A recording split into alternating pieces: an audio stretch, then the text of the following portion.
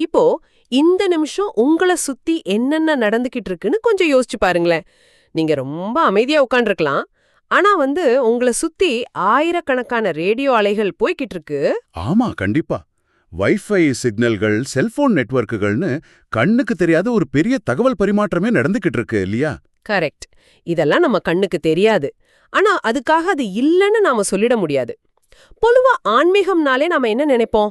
இமயமலையில பனி படர்ந்த ஒரு குகைக்குள்ள ஒருத்தர் கண்ணை மூடி தியானம் பண்ணிக்கிட்டு இருப்பாருன்னு தானே நினைப்போம். அதாவது உலகத்துக்கும் அவருக்கும் எந்த சம்பந்தமும் இருக்காதுன்னு ஒரு பொதுவான எண்ணம் இருக்கு.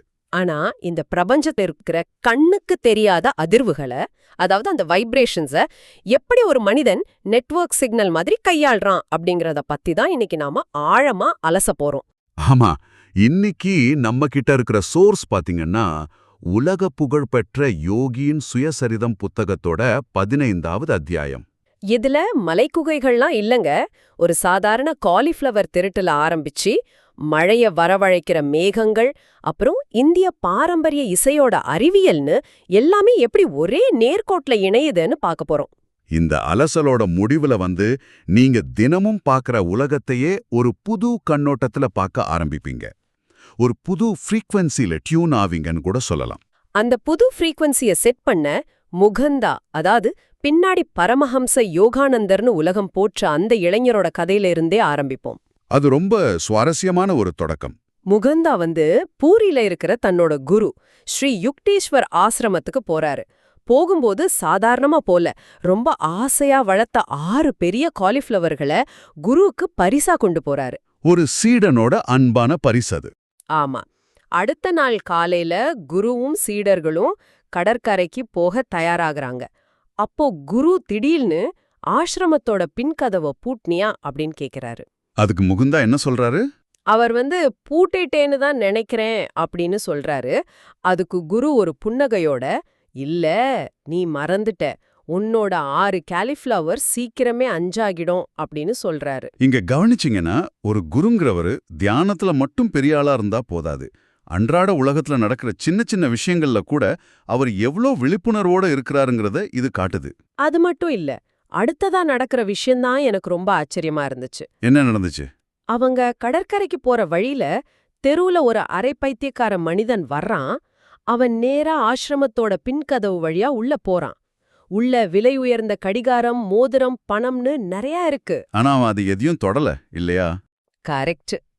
அதையெல்லாம் விட்டுட்டு ரொம்ப குறிக்கோளா அந்த 6 காலிஃப்ளவர்லேருந்து ஒண்ண மட்டும் எடுத்துக்கிட்டு ஏதோ பெரிய பொக்கிஷத்தை அடைஞ்ச மாதிரி சந்தோஷமா நடந்து வர்றான். இது கேக்குறதுக்கே ரொம்ப விசித்திரமா இருக்கு. இத படிக்கும்போது எனக்கு எப்படி தோணுச்சு தெரியுமா? இது ஏதோ ஒரு குறிப்பிட்ட ஆள் நம்ம கம்ப்யூட்டர்லேருந்து ஒரு ஃபைலை டவுன்லோட் பண்ணணுங்கிறதுக்காக நாமளே வாண்டடா நம்ம வைஃபை பாஸ்வேர்டை ஓப்பனா வச்சுட்டு காத்திருக்கிற மாதிரி இருக்கு. ரொம்ப நல்ல ஒப்பீடு. அந்த திருடன் ஏன் வேற எதையும் எடுக்கல? ஒரு மனிதனோட எண்ணத்தை இன்னொருத்தரால எப்படி இவ்ளோ அக்யூரேட்டா கட்டுப்படுத்த முடிஞ்சுது? இதுக்கு பின்னாடி இருக்கிற லாஜிக் என்ன?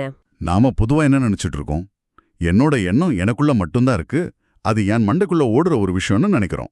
ஆமா, அப்படிதானே நாம நம்புறோம். ஆனா மூளைங்கிறது எண்ணங்களை உருவாக்குற இடம் மட்டும் இல்ல. அது பிரபஞ்சத்துல மிதக்கிற எண்ண அலைகளை ரிசீவ் பண்ற, அதே சமயம் ப்ராட்காஸ்ட் பண்ற ஒரு உயிரியல் கருவி. ஓ, ஒரு ஆண்டனா மாதிரி செயல்படுதுன்னு சொல்றீங்களா? எக்ஸாக்ட்லி. இங்க ஸ்ரீயுக்தேஸ்வர் ஒரு பெர்ஃபெக்ட்டான மனித வானொலியா செயல்படுறாரு. ஒரு நிமிஷம், மனித வானொலியா? அப்போ யார் வேணாலும் யாருடைய மனசை வேணாலும் ஹேக் பண்ணிட முடியுமா என்ன? இதுல அந்த திருடனுக்கு சுய சிந்தனையே இல்லையா? சுய சிந்தனை கண்டிப்பா இருக்கு. இதை இப்படி புரிஞ்சுக்கலாம். அந்த மனிதனுக்குள்ள எனக்கு காலிஃப்ளவர் சாப்பிடணுங்கிற ஆசை ரொம்ப நாளா இருந்திருக்கு. ஓஹோ, அந்த ஆசை முன்னாடியே இருந்திருக்கு. ஆமா, அந்த ஆசை பிரபஞ்சத்துல ஒரு சின்ன அதிர்வா, ஒரு வீக்கான சிக்னலா வெளியில பரவிக்கிட்டே இருந்திருக்கு. சரி, அத குரு எப்படி கேட்ச் பண்ணாரு? ஸ்ரீயுக்தேஸ்வரோட மனம் எந்த விதமான சலனமும் இல்லாம, எந்த நாய்ஸும் இல்லாத ஒரு கிளியரான ரேடியோ ரிசீவர் மாதிரி இருந்ததுனால அந்த திருடனோட வீக்கான சிக்னலை அவரால துல்லியமா கேட்ச் பண்ண முடிஞ்சது. வாவ்! அப்போ அவனோட ஆசையை இவர் ரிசீவ் பண்ணிட்டாரு. அப்புறம் எப்படி அவனை அந்த காலிஃப்ளவர் இருக்கிற இடத்துக்கு வர வச்சாரு? அங்கதான் அவர் ரிசீவருங்கிற நிலையிலிருந்து டிரான்ஸ்மிட்டரா மாறுறார். அவனோட ஆசையை உணர்ந்த குரு பின்கதவு திறந்திருக்கு, உள்ள உனக்கு பிடிச்ச காலிஃப்ளவர் இருக்குங்கிற செய்தியை அவனுக்கு அனுப்புறாரு. ஒரு ஸ்ட்ராங்கான சிக்னலா அவனோட மூளைக்கு அனுப்புறாரு இல்லையா? கரெக்ட். அந்த சிக்னல் அவனுக்குள்ள இருந்த ஆசையோட சிங்க் ஆனதுனால வேற எந்த பொருளையும் பார்க்காம நேரா போய் காலிஃப்ளவரை மட்டும் எடுத்துட்டு வர்றான். கேக்குறதுக்கே சிலிர்ப்பா இருக்கு. இதுல உடற்குற்றியல்ல நோபல் பரிசு வாங்கின சார்ல்ஸ் ராபர்ட் ரிஷே ஒரு அருமையான விஷயத்த சொல்றாரு. அவர் என்ன சொல்றாரு? அதாவது நமக்கு வழக்கமில்லாத உண்மைகளை நம்ம உடனே ஏத்துக்க மாட்டோம். ஒரு காந்தம் இரும்பு இழுக்கிறத நம்ம சின்ன வயசுல இருந்தே பாக்குறதுனால அது நமக்கு நார்மலா தெரியுது. ஆமா, அது நாம சயின்ஸ்னு ஈஸியா ஏத்துக்கிறோம். ஆனா ஒரு மனித மனம் இன்னொரு மனதோட தொடர்பு கொள்றத நம்ம டெய்லி பார்க்காததுனால அதை மேஜிக்னு ஒதுக்குறோம். ஆனா அறிவியல் ரீதியா பார்த்தா எண்ணங்கள் எல்லாமே எலக்ட்ரோ மேக்னெட்டிக் அலைகள் தான். நீங்க சொல்றத கேட்டா ரொம்ப பிரமிப்பா இருக்கு. எண்ணங்கள் எப்படி அலைகளா வேலை செய்யுதுங்கிற லாஜிக் இப்ப புரியுது. இதுல ஏதாவது சந்தேகம் இருக்கா? என்னன்னா, எனக்கு இங்க ஒரு பெரிய முரண்பாடு தோணுது. இது கொஞ்சம் யோசிச்சு பாருங்களேன். சொல்லுங்க. ஒரு திருடனோட மனசுக்குள்ள புகுந்து அவனோட எண்ணத்தையே மாத்தி அவன் ஒரு ரிமோட் கண்ட்ரோல் கார் மாதிரி ஆசிரமத்துக்குள்ள வரவழைக்க தெரிஞ்ச ஒரு குருவுக்கு அடுத்த சில நாள்ல ஆசிரமத்துல காணாம போன ஒரு சாதாரண மண்ணெண்ணெய் விளக்க கண்டுபிடிக்க தெரியலையே. இது ரொம்ப நியாயமான கேள்வி. இது எப்படி சாத்தியம்? முகுந்தாவுக்கும் இதே ஏமாற்றம் தான். ஒருவேளை இந்த ஆன்மீக சக்திகளுக்கு ஏதாச்சும் ஃபயர் வால் மாதிரி எல்லைகள் இருக்கா? ரொம்ப ஆழமான கேள்வி இது. இந்த இடத்துல தான் ஆன்மீக சக்திக்கும் சாதாரண மேஜிக்குக்கும் உள்ள வித்தியாசம் நமக்கு புரியணும். அதாவது சக்திய எப்போ யூஸ் பண்ணணும்னு ஒரு வரைமுறை இருக்குன்றீங்களா?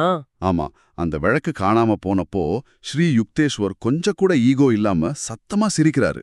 விளக்கு எங்க போச்சுன்னு எனக்கே தெரியலையே, நான் ஒன்னும் குறி சொல்றோனோ இல்ல ஷெர்லக் ஹோம்ஸோ கிடையாதே அப்படின்னு ஜோக் அடிக்கிறாரு. ஆமா, தன்னை ஒரு ஷெர்லக் ஹோம்ஸ்னு அவரு கலாய்ச்சிக்கிட்டது ரொம்ப சுவாரஸ்யமா இருந்துச்சு. ஆனா அவர் ஏன் அந்த சக்தியை பயன்படுத்தல? ஏன்னா பிரபஞ்ச விதிகளை சாதாரண உலகியல் லாபத்துக்காகவோ காணாம போன பொருளை தேடுறதுக்காகவோ வளைக்கிறது உண்மையான ஆன்மீக பக்குவம் கிடையாது. ஓ, கேளிக்கைக்காக இதை யூஸ் பண்ணக்கூடாது. கரெக்ட். உங்களுக்கு சூப்பர் பவர் இருக்குங்கிறதுக்காக அதை வச்சுக்கிட்டு வீட்ல காணாம போன டிவி ரிமோட்டை தேடுவீங்களா? அப்படி செஞ்சா அது அந்த சக்திக்கு பண்ற அவமரியாதை. கண்டிப்பா. ஒரு மாபெரும் சக்திய வச்சுக்கிட்டு எந்த இடத்துல அதை பயன்படுத்தக்கூடாதுன்னு தெரிஞ்சு வச்சிருக்கிறது தான் உண்மையான மாஸ்டருக்கு அழகு. தன்னை பெரிய ஆளா காட்டிக்கணுங்கிற எந்த ஈகோவும் அவருக்கு இல்லாததுனால தான் அவரால் அந்த இடத்துல அது ஒரு ஜோக்க எடுத்துக்க முடிஞ்சது. ரொம்ப தெளிவான விளக்கம். அப்போ அந்த மாபெரும் ஆன்மீக சக்தி எப்போதான் வெளிப்படும், எப்படிலாம் வெளிப்படும்? இதுக்கு அடுத்த நிகழ்வு ஒரு மிகப்பெரிய பதிலா அமையுது. ஆமா, குருவுக்கும் இயற்கைக்குமான தொடர்பை அடுத்த சம்பவம் ரொம்ப அழகா விளக்குது. ஒரு கொடூரமான கோடைக்காலம். பூரி கடற்கரையில சுட்டெரிக்கும் வெயில்ல ஆசிரமத்துல இருக்கிற எல்லாரும் ஒரு ஊர்வலம் போக வேண்டிய கட்டாயம். வெறும் கால்ல அந்த கொதிக்கிற மணல்ல நடக்கணும். ஆமா, எப்படி நடக்கிறதுன்னு முகுந்தா ரொம்ப கவலைப்படுறாரு. அப்போ குரு ரொம்ப கேஷுவலா சொல்றாரு, கவலைப்படாத, கடவுள் மேகத்தாலான ஒரு கொடைய நமக்கு அனுப்புவாரு அப்படின்னு. படிக்கும்போதே நமக்கு அந்த கொதிக்கும் மணலோட சூடும் அதுக்கப்புறம் வர்ற மழையோட குளிர்ச்சியும் ஃபீல் ஆகுது இல்லையா? ஆமா, அப்படியே நேர்ல பாக்குற மாதிரி இருந்துச்சு. அவர் சொன்ன மாதிரியே ஆசிரமத்திலிருந்து ஊர்வலம் கிளம்புன அடுத்த நிமிஷம் வானத்துல மேகங்கள் வந்துருது. இது ஒரு அபூர்வமான நிகழ்வு. அந்த 2 மணி நேரம் ஊர்வலம் முடியற வரைக்கும் அந்த மேகம் அவங்க தலைக்கு மேலேயே வந்து நிழல் கொடுக்குது. லேசான மழை பெஞ்சு மணலோட சூட்டை குறைக்குது. ஊர்வலம் முடிஞ்சு ஆசிரமத்துக்கு திரும்பி வந்த உடனே என்னாச்சு? வானம் மறுபடியும் கிளியர் ஆயிடுது. சுட்டெரிக்கும் வெயில் வந்துருது. எனக்கு என்ன தோணுதுன்னா, இது ஏதோ ஒரு விஐபி ரோட்ல போகும்போது முன்னாடியும் பின்னாடியும் போலீஸ் எஸ்கார்ட் வர்ற மாதிரி இயற்கையே இவங்களுக்கு ஒரு பெரிய எஸ்கார்ட் கொடுத்த மாதிரி இருக்கு. இயற்கையே அவங்களுக்கு கூட பிடிச்சிருக்கு. ஆனா இதுல ஒரு லாஜிக்கலான கேள்வி வருது.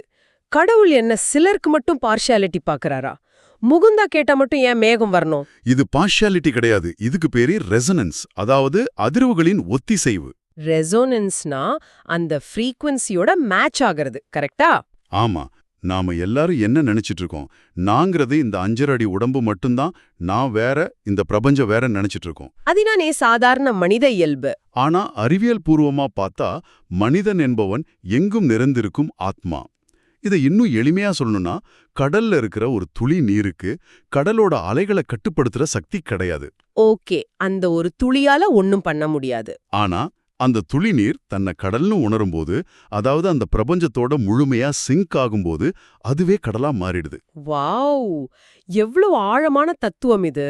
ஸ்ரீ யுக்தேஸ்வர் தன்னையும் இயற்கையும் வேற வேறையா பார்க்கல. அவர் இயற்கையோட அலைவரிசையில டியூன் ஆகியிருந்தாரு. அதனால அவருடைய தூய்மையான எண்ணம் அந்த இயற்கையோட அதிர்வுகள்ல ஒரு சின்ன சலனத்தை ஏற்படுத்தி மேகங்களா உருமாறிச்சு. மனச இயற்கையோட அதிர்வரிசையில டியூன் பண்றதுங்கிற கான்செப்ட் ரொம்ப பிரம்மாண்டமா இருக்கு.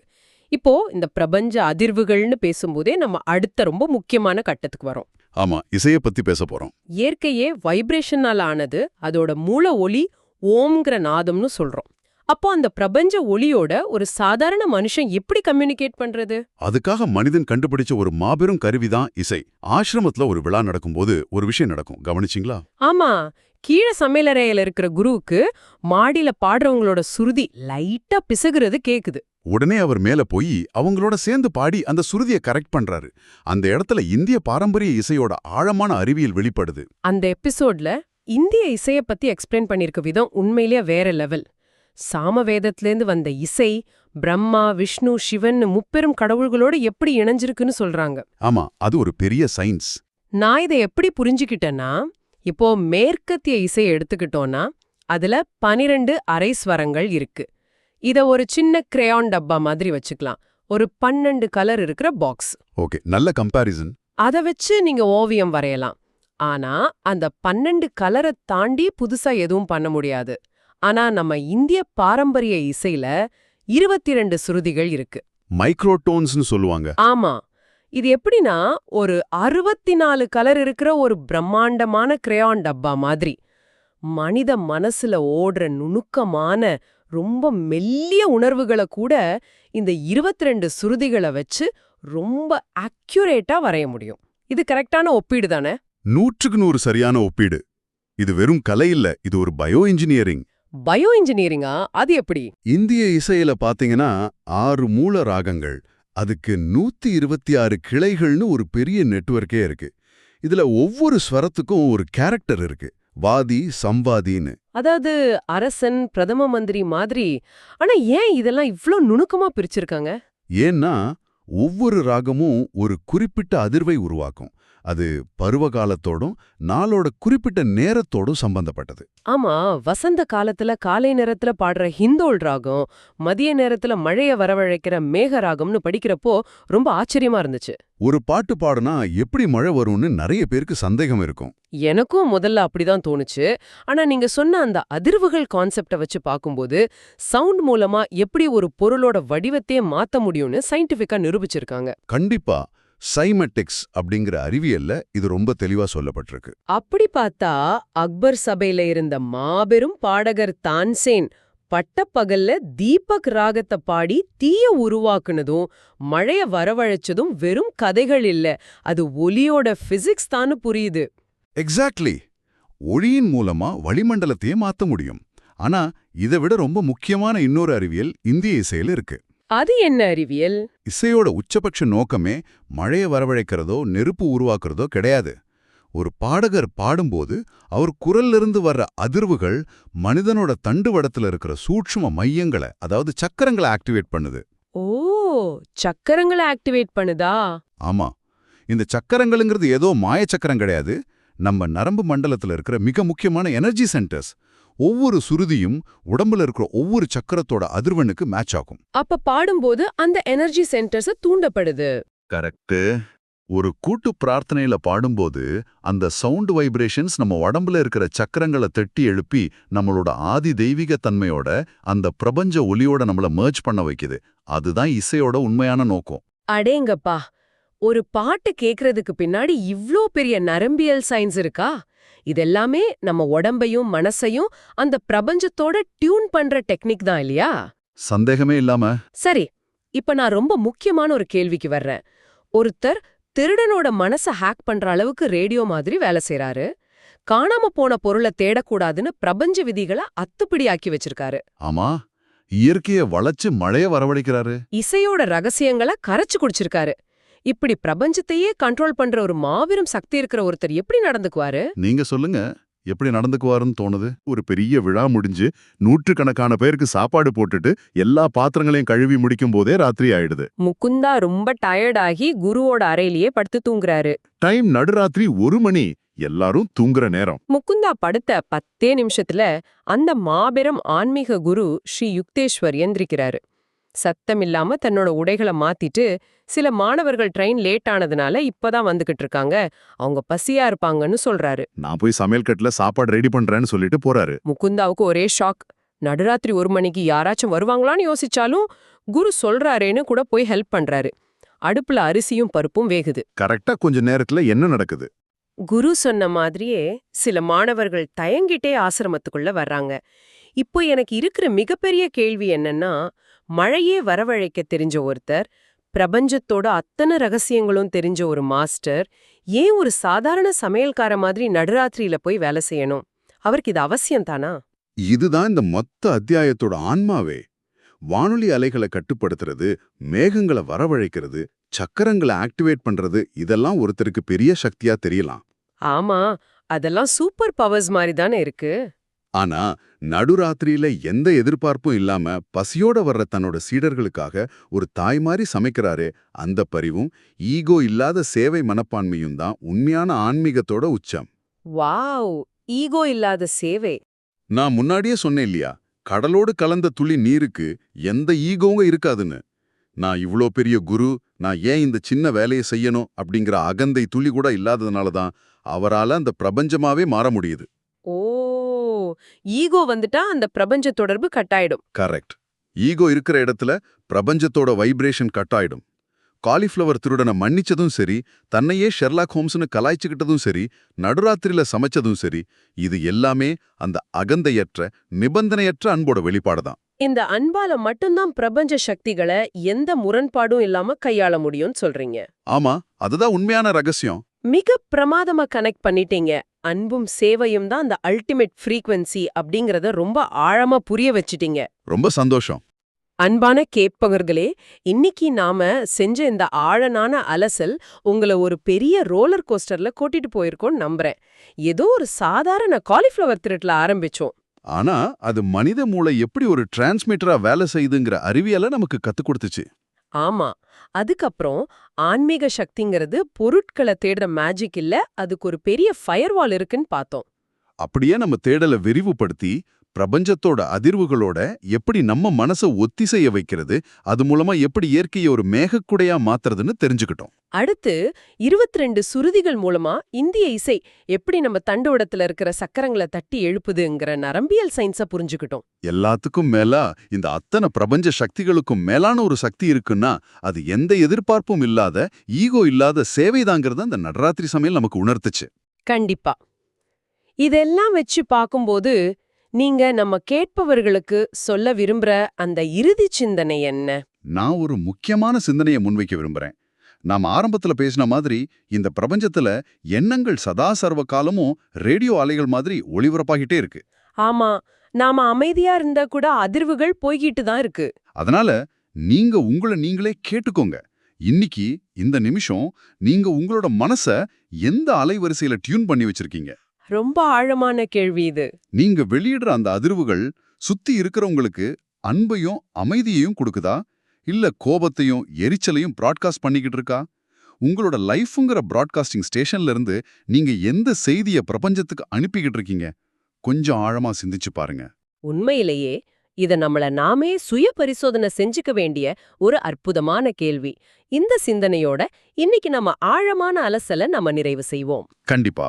உங்களோட மனசுங்கிற ரேடியோ எப்பவுமே பிரபஞ்சத்தோட அந்த அழகான அமைதியான அதிர்வுகளோடயே டியூன் ஆகி இருக்கட்டும்.